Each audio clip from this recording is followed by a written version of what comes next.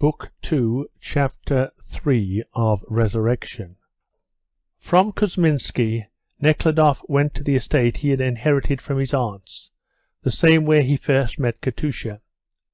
He meant to arrange about the land there in the way he had done in Kuzminsky. Besides this, he wished to find out all he could about Katusha and her baby, and when and how it had died. He got to Panovo early one morning, and the first thing that struck him when he drove up was the look of decay and dilapidation that all the buildings bore, especially the house itself. The iron roofs, which had once been painted green, looked red with rust, and a few sheets of iron were bent back, probably by a storm. Some of the planks which covered the house from outside were torn away in several places. These were easier to get by breaking the rusty nails that held them. Both porches, but especially the side porch he remembered so well, were rotten and broken. Only the banister remained. Some of the windows were boarded up, and the building in which the foreman lived, the kitchen, the stables, all were grey and decaying. Only the garden had not decayed, but had grown, and was in full bloom.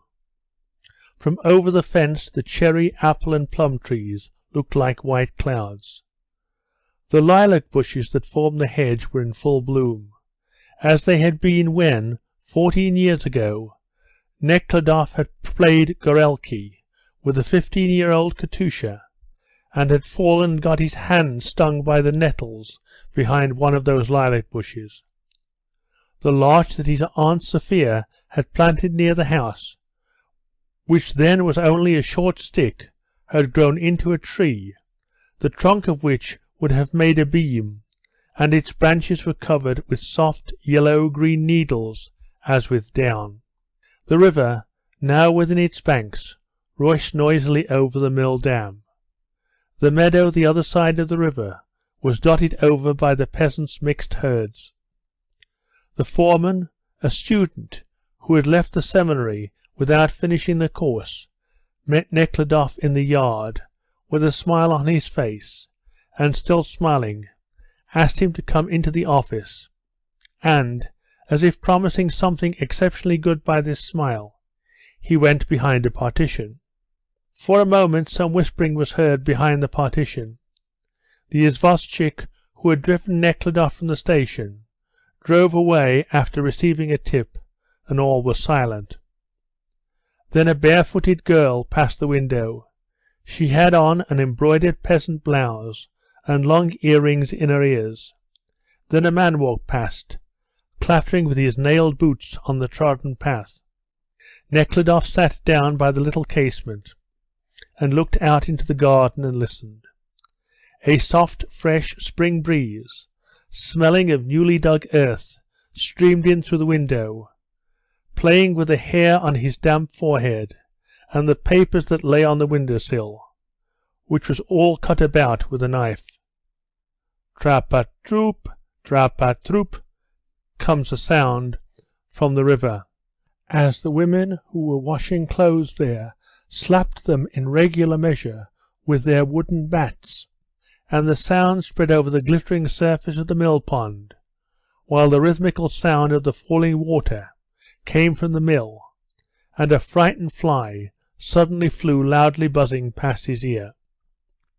And all at once Nekhludoff remembered how, long ago, when he was young and innocent, he had heard the women's wooden bats slapping the wet clothes above the rhythmical sound from the mill, and in the same way the spring breeze had blown about the hair on his wet forehead and the papers on the window-sill, which was all cut about with a knife, and just in the same way a fly had buzzed loudly past his ear. It was not exactly that he remembered himself as the lad of 15, but he seemed to feel himself the same as he was then, with the same freshness and purity, and full of the same grand possibilities for the future, and at the same time, as it happens in a dream, he knew that all this could be no more, and he felt terribly sad. At what time would you like something to eat?" asked the foreman with a smile. "When you like. I am not hungry. I shall go for a walk through the village." "Would you not like to come into the house?" "Everything is in order there. Have the goodness to look in, if the outside—" "Not now, later on. Tell me, please, have you got a woman here called Matrona Kharina?" This was Katusha's aunt, the village midwife. "Oh yes. In the village she keeps a secret pothouse. I know she does, and I accuse her of it, and scold her. But as to taking her up, it would be a pity. An old woman, you know. She has grandchildren," said the foreman, continuing to smile in the same manner, partly wishing to be pleasant to the master, and partly because he was convinced that Nekhludoff understood all these matters just as well as he did himself. "Where does she live? I shall go across and see her." "At the end of the village, the further side, the third from the end. To the left there is a brick cottage, and her hut is beyond that. But I'd better see you there," the foreman said with a graceful smile.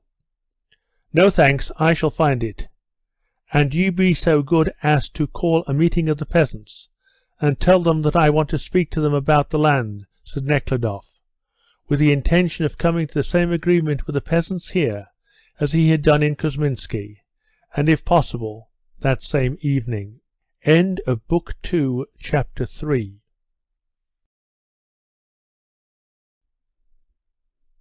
Book 2, Chapter 4 of Resurrection. When Nekhludoff came out of the gate, he met the girl with the long earrings on the well-trodden path that lay across the pasture ground, overgrown with dock and plantain leaves.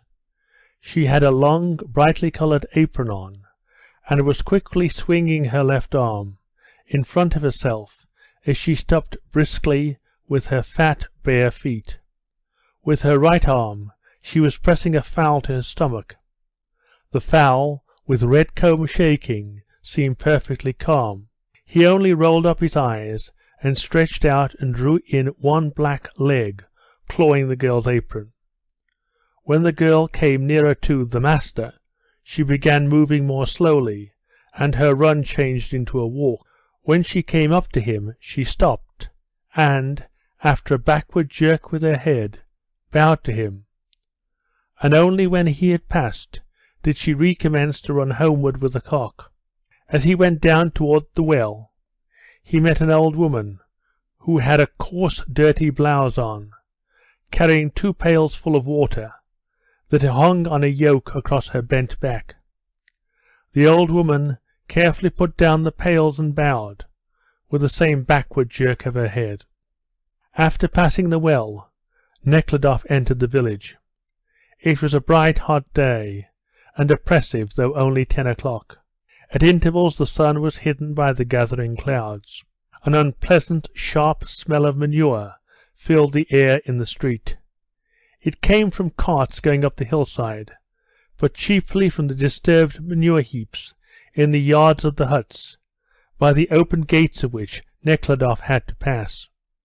The peasants, barefooted, their shirts and trousers soiled with manure, turned to look at the tall, stout gentleman with a glossy silk ribbon on his grey hat, who was walking up the village street, touching the ground every other step with a shiny, bright-knobbed walking stick.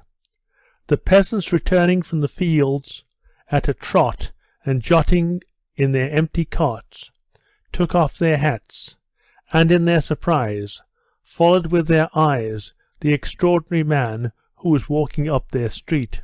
The women came out of the gates or stood in the porches of their huts, pointing him out to each other and gazing at him as he passed. When Nekhludoff was passing the 4th gate, he was stopped by a cart that was coming out, its wheels creaking, loaded high with manure, which was pressed down and was covered with a mat to sit on. A 6-year-old boy, excited by the prospect of a drive, followed the cart. A young peasant, with shoes plaited out of bark on his feet, led the horse out of the yard. A long-legged colt jumped out of the gate, but seeing Nekhludoff, pressed close to the cart, and scraping its legs against the wheels, jumped forward, past its excited, gently neighing mother, as she was dragging the heavy load through the gateway. The next horse was led out by a barefooted old man, with protruding shoulder blades, in a dirty shirt and striped trousers. When the horses got out onto the hard road, strewn over with bits of dry, grey manure, the old man returned to the gate and bowed to Nekhludoff. "You are our lady's nephew, aren't you?" "Yes, I am their nephew." "You've kindly come to look us up, eh?" said the garrulous old man. "Yes, I have." "Well, how are you getting on?" "How do we get on? We get on very badly," the old man drawled, as if it gave him pleasure. "Why so badly?" Nekhludoff asked, stepping inside the gate. "What is our life but the very worst life?" said the old man, following Nekhludoff into that part of the yard which was roofed over. Nekhludoff stopped under the roof.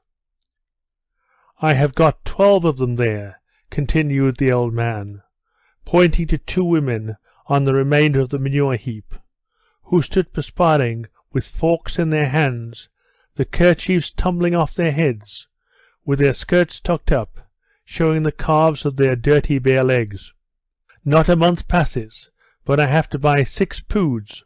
A pood is 36 English pounds of corn, and where's the money to come from? Have you not got enough corn of your own?" "My own?" repeated the old man, with a smile of contempt. "Why, I've only got land for 3, and last year we had not enough to last till Christmas." "What do you do then?" "What do we do? Why, I hire out as a labourer, and then I borrowed some money from your honour. We spent it all before Lent, and the tax is not paid yet." "And how much is the tax?"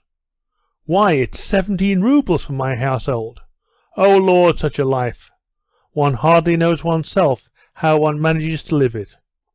"May I go into your hut?" asked Nekhludoff, stepping across the yard over the yellow-brown layers of manure that had been raked up by the forks and were giving off a strong smell.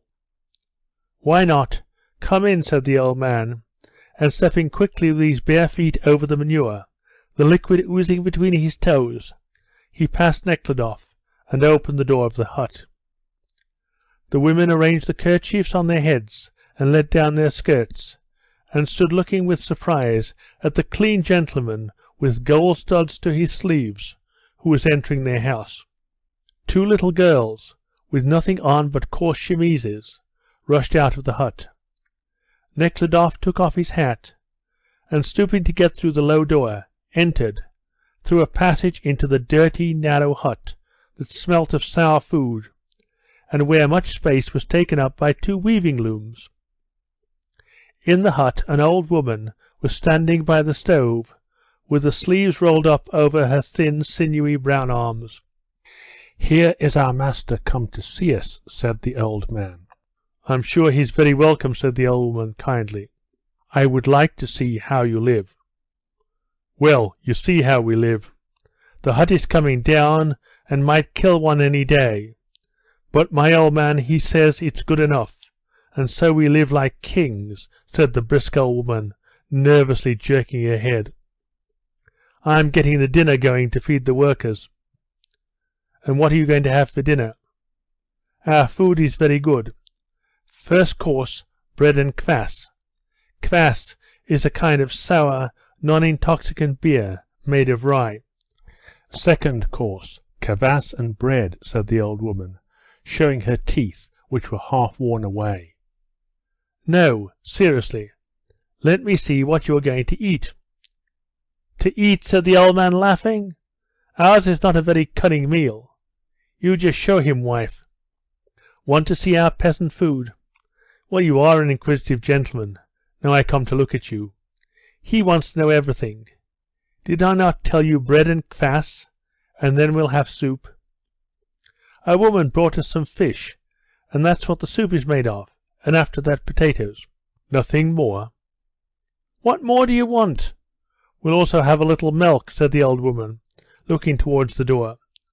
The door stood open, and the passage outside was full of people, Boys, girls, women with babies, thronged together to look at the strange gentleman who wanted to see the peasants' food. The old woman seemed to pride herself on the way she behaved with the gentleman. "Yes, it's a miserable life, ours. That goes without saying, sir," said the old man.